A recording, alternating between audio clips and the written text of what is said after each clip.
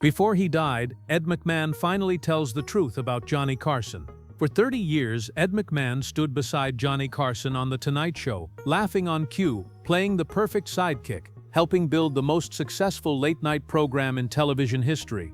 His loyalty to Carson seemed unshakable. His partnership with America's favorite host, the gold standard of show business chemistry. But according to those closest to Ed in his final years, that loyalty was built on silence about truths he'd been carrying since the first time he realized the man beside him wasn't who America thought he was. What audiences saw was the king of late night, charming and professional, welcoming everyone to his couch with that famous smile. What Ed saw during commercial breaks, in dressing rooms, and across 3 decades of private moments was something that made him increasingly uncomfortable. And before his death in 2009, Ed broke the code of silence that had protected Carson's carefully crafted image for generations. These weren't just uncomfortable jokes from a different era or attitudes that could be explained away as products of the times. According to Ed's accounts and family testimonies, these were beliefs so deeply held that Carson destroyed his own family rather than change them. Most shocking was Ed's revelation about the biracial grandchild Carson refused to meet. A choice that proved everything Ed had witnessed across 30 years wasn't just casual prejudice, but conviction strong enough to fracture his family forever. Drop a comment if you remember watching The Tonight Show during the Carson era, because what Ed McMahon revealed in his final years will change how you see every one of those memories. Let's start with the moment that made Ed realize he was standing beside 2 different men. The commercial break. It started with 90 seconds that changed everything. The cameras cut to commercial during a Tuesday night taping in the early 1970s. Carson and Ed had worked together for years at this point, developed the kind of rhythm that looked effortless on screen, the partnership that made millions of Americans feel like they were watching old friends. Ed thought he knew Johnny Carson as well as anyone could. Then, during those 90 seconds before going back live, Carson said something that made Ed's stomach drop. According to Ed's later accounts, Carson made a comment about race that wasn't a joke, wasn't testing material, wasn't anything meant for broadcast. The tone was casual, matter of fact, the way you'd comment on the weather or the temperature in the studio. Ed waited for the punchline, for Carson's face to crack into that knowing smile that said he was just getting a reaction. It never came. That's when I understood there were 2 Johnnies. Ed later told those close to him, the one America saw and the one we worked with. Ed had 90 seconds to process what he'd just heard before the cameras came back on. 90 seconds to decide what to do with information he didn't want. To understand that the man millions of Americans trusted held views that would shock them. 90 seconds to choose between confronting his partner of years or staying silent. The red light came back on. Ed laughed on cue, delivered his lines, played his part. The show continued as if nothing had happened. But something fundamental had shifted. Ed McMahon was now carrying Carson's secret, and that commercial break was just the beginning of a pattern he'd spend the next 3 decades witnessing. What separated this moment from simple shock at a bad comment was what came next, because Ed started paying attention in ways he hadn't before, and what he noticed made that single comment look like a symptom of something much deeper. The distance Ed started measuring. Ed developed an intimate understanding of Johnny Carson's interview style across 30 years of standing beside him. He knew Carson's rhythms, his techniques, the way he could make almost anyone comfortable, how he adjusted his approach for different types of guests and personalities. According to Ed's later admissions to close friends, once he started paying attention, he noticed something he'd been missing. Carson treated black guests differently than white guests. Not overtly, not in ways that would be obvious to viewers at home, but in subtle ways that Ed, standing just feet away night after night, couldn't unsee once he'd recognized the pattern. Carson remained professional, courteous, skilled at conducting interviews regardless of who sat in the chair. His technique was impeccable. But according to Ed's observations, there was a distance with black performers that wasn't there with white guests. The chemistry that made Carson's interviews feel magical, the easy banter that made it seem like old friends catching up, the genuine curiosity that drew out the best stories, those elements appeared less frequently when the guest was black. Johnny was professional with everyone. Ed carefully explained to a family member who asked about his Tonight Show years, but there was a distance with black guests that wasn't there otherwise. Ed started tracking patterns in his head, according to his later accounts. Which guests got invited back?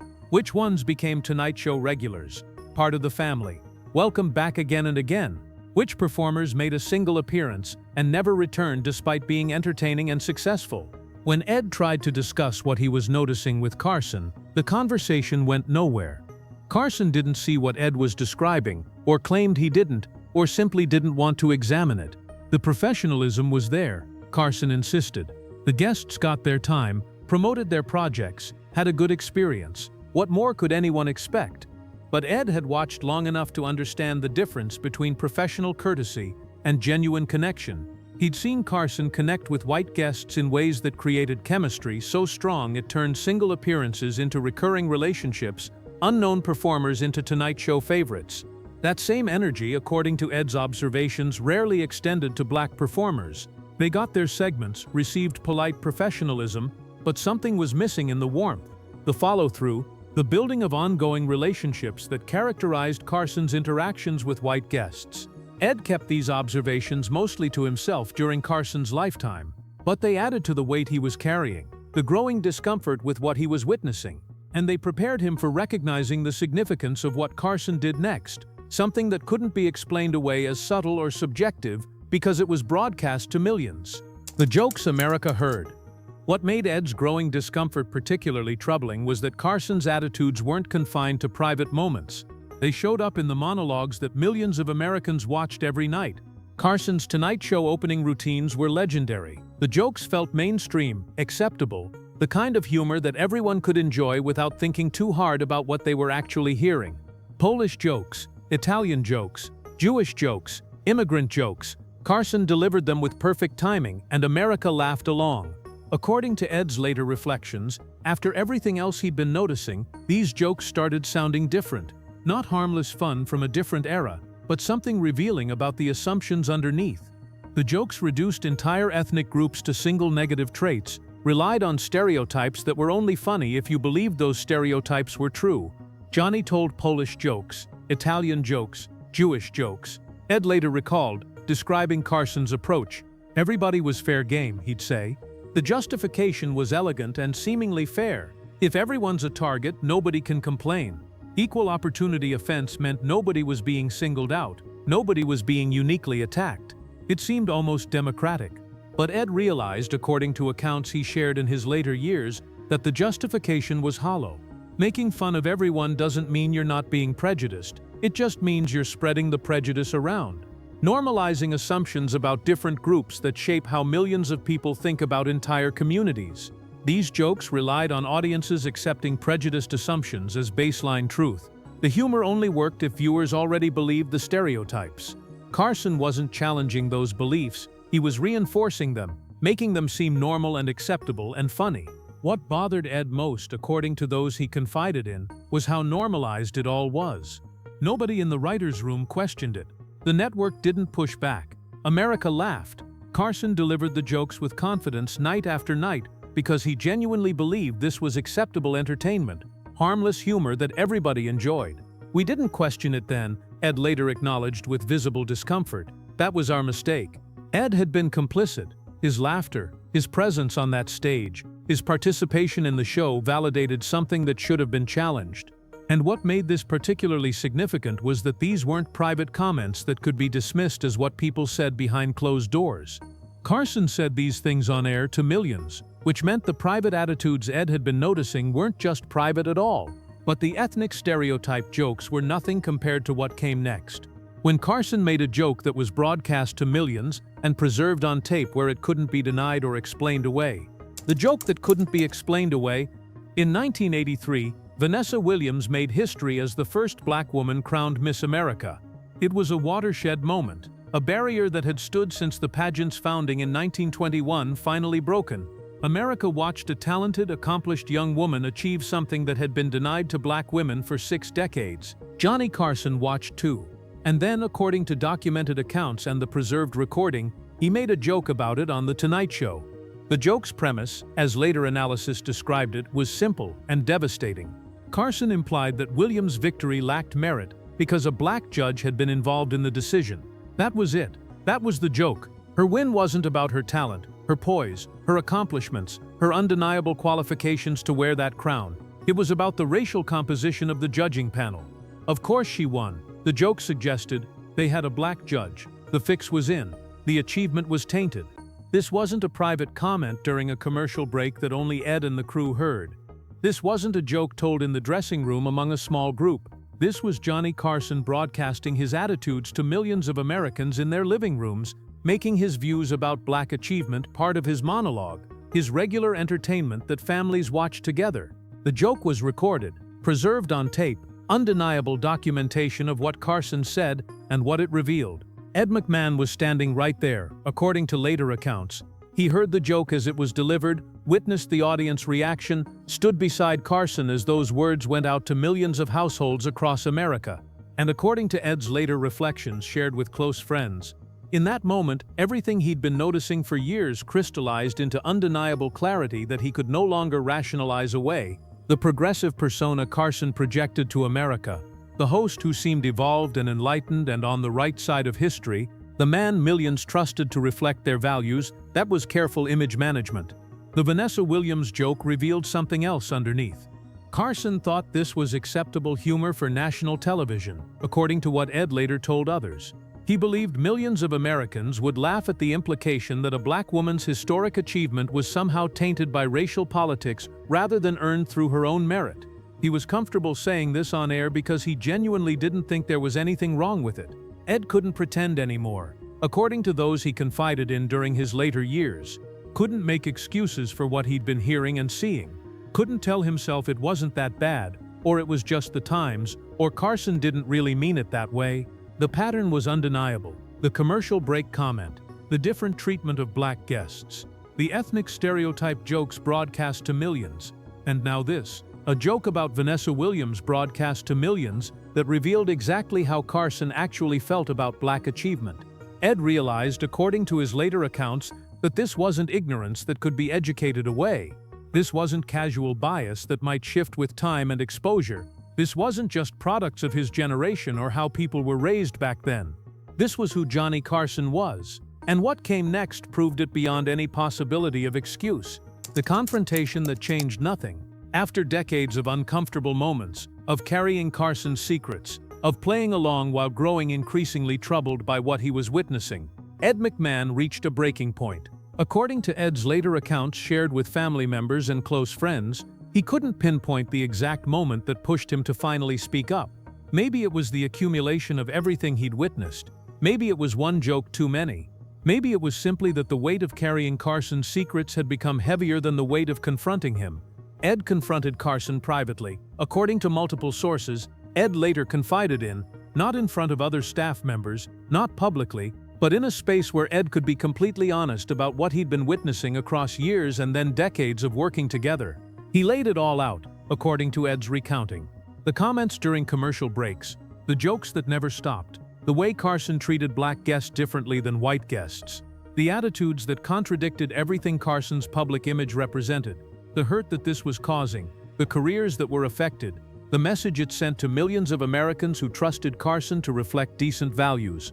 Ed gave Carson a chance, according to those Ed later spoke to listen, to reflect, to acknowledge that there was even a problem worth examining, to consider that maybe, possibly, his attitudes were causing real harm. Carson's response, according to Ed's later accounts, ended any hope Ed had that his partner of decades might change.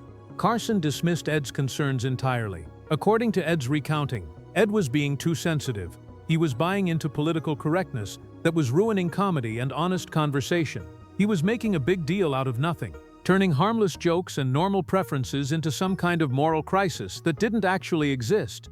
And then Carson said something, according to Ed's account, that made Ed understand this would never change. Carson insisted, according to what Ed later told close friends, that everyone felt the way he did. His views weren't unusual or extreme. They were normal, mainstream, what most people actually thought, even if they'd stopped saying it out loud in public. Ed was the outlier for finding them problematic. Ed was the one out of step with how normal people actually felt. That's when I knew he'd never see it differently. Ed later reflected, according to accounts from those he confided in. This wasn't ignorance that could be educated away with conversation and exposure. This wasn't casual prejudice that might shift with gentle correction and different perspectives. Carson held his views as convictions, according to Ed's assessment.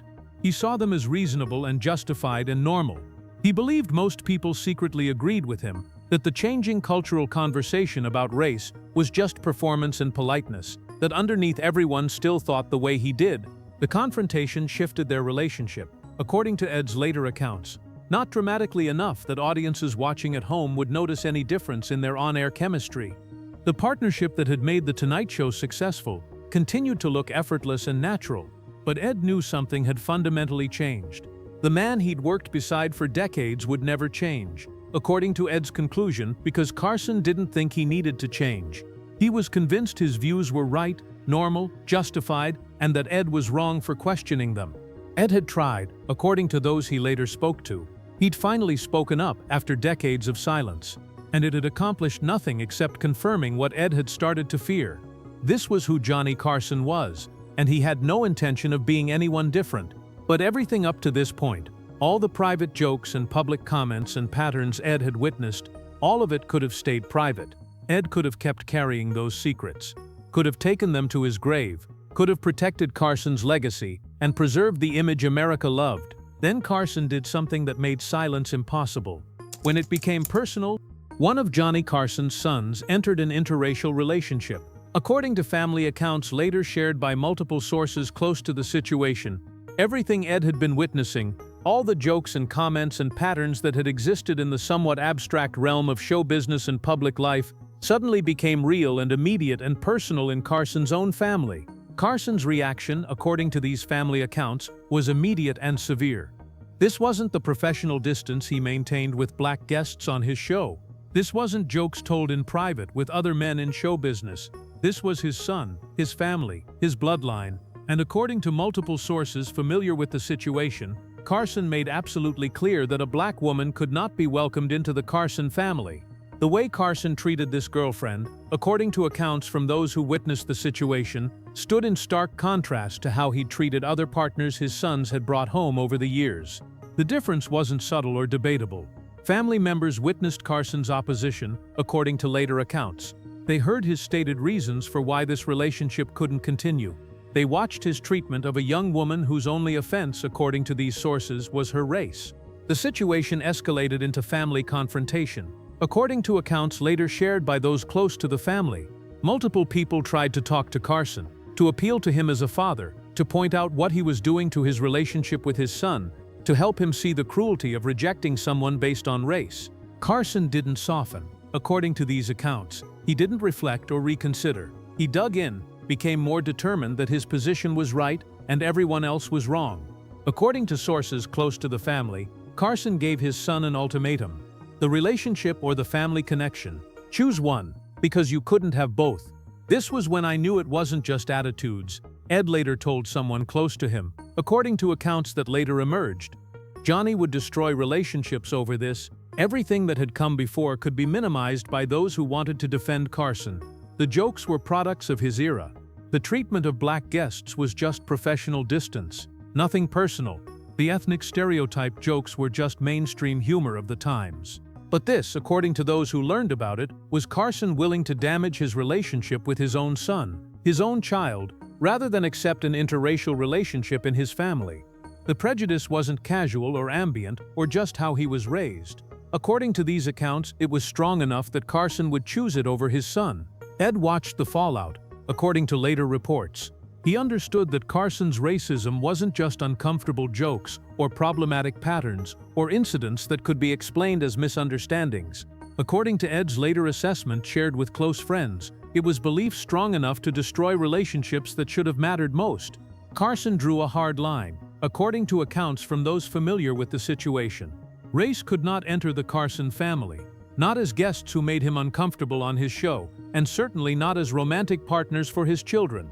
But even that, as devastating as it was for Carson's relationship with his son, wasn't the worst choice Carson would make.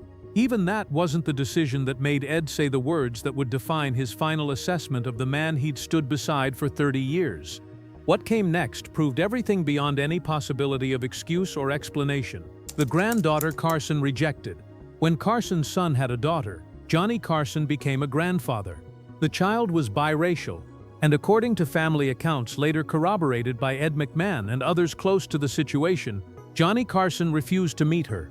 This is where every excuse collapses, where every attempt to explain it away as products of his time, or casual prejudice, or just how people were raised back then becomes impossible. Where the pattern Ed had been witnessing for 30 years crystallized into a single choice that revealed everything. This was Carson's own grandchild, according to these accounts, his son's daughter, an innocent child who had done nothing except be born. And according to multiple sources familiar with the situation, Carson rejected her because of her race. This wasn't passive distance or busy schedules or complicated family dynamics. According to family accounts, this was an active, deliberate choice that Carson maintained over years. Family members have reported through various sources Carson's refusal to acknowledge his granddaughter, his unwillingness to meet her, his decision to maintain distance rather than embrace his own blood. Multiple attempts were made, according to these accounts, to reconcile Carson with his grandchild. Family members tried to bridge the gap, according to sources familiar with these efforts. They appealed to Carson as a grandfather. They tried to create some connection between him and this child who carried his son's bloodline. Carson refused, according to these accounts, every single time, refused visits, according to sources familiar with the situation, cut off contact. A grandfather who chose, according to family accounts, to never know his grandchild rather than accept her racial heritage. Ed McMahon's reaction to this situation, according to accounts later shared by those close to him, was unequivocal and angrier than he'd been about anything else in their entire 30-year partnership. This was unforgivable, Ed told someone close to him, according to later accounts. She was an innocent child, his own blood, and he rejected her because of her race. For Ed, according to those he confided in, this crossed every line that could be crossed. Whatever loyalty he'd felt to Carson, whatever justifications he'd made over the years for Carson's attitudes, whatever excuses he'd offered himself for staying silent through decades of uncomfortable moments, this was beyond any defense. The rejection had consequences that rippled through multiple lives, according to accounts from those familiar with the situation. Carson's relationship with his son suffered damage that would never be repaired. A grandfather never knew his granddaughter. A child grew up knowing, according to family accounts, that her grandfather had rejected her based on something she couldn't control and that shouldn't have mattered. Carson apparently never acknowledged that his choice was wrong, according to those who knew him in his later years. He maintained his position according to these accounts, justified his decision, refused to see, according to sources close to him, the profound cruelty of rejecting an innocent child based on race.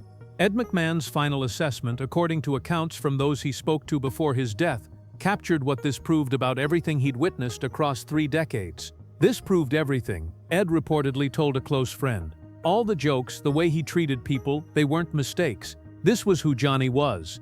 Every previous incident could be minimized by those determined to protect Carson's legacy. The ethnic stereotype jokes were products of his time. The treatment of black guests was professional distance. The Vanessa Williams joke was bad judgment. The confrontation with his son was complicated family drama that outsiders couldn't fully understand.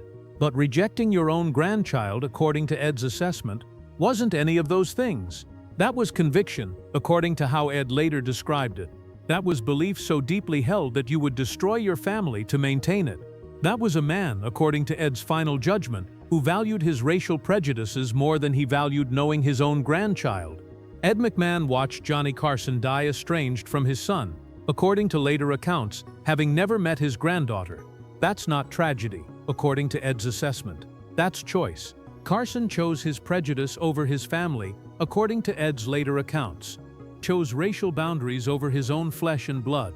Chose to maintain his views rather than embrace the child who carried his son's genes. According to Ed's final assessment, shared with those closest to him before his death in 2009, it was the ultimate proof that Carson's racism wasn't casual, wasn't passive, wasn't just how people were back then. It was conviction strong enough to destroy his family. And according to those who knew Carson in his final years, he never saw anything wrong with that choice. Why Ed finally spoke? Ed McMahon carried these secrets for 30 years, stood beside Johnny Carson on national television, laughed on cue, played the perfect sidekick, helped build The Tonight Show into the most successful late-night program in television history. The king of late night, the beloved host, the man who welcomed everyone to his couch with that famous smile. Ed knew the reality behind that carefully crafted image.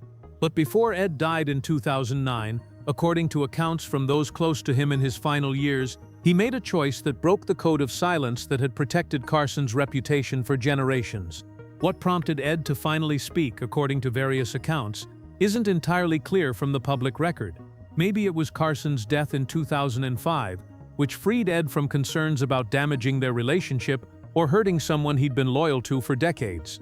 Maybe it was Ed's own advancing age and the recognition that these truths would die with him if he didn't share them. Maybe it was simply that carrying the weight of Carson's secrets had become heavier than the weight of revealing them. Maybe, according to some who knew Ed in those final years, it was the granddaughter, the innocent child Carson rejected.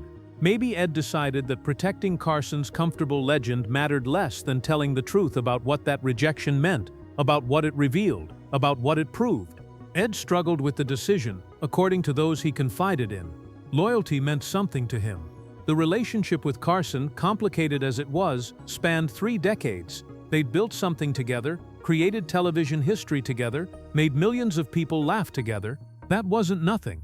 But Ed ultimately concluded, according to accounts from those close to him, that some things are bigger than loyalty to one person's image.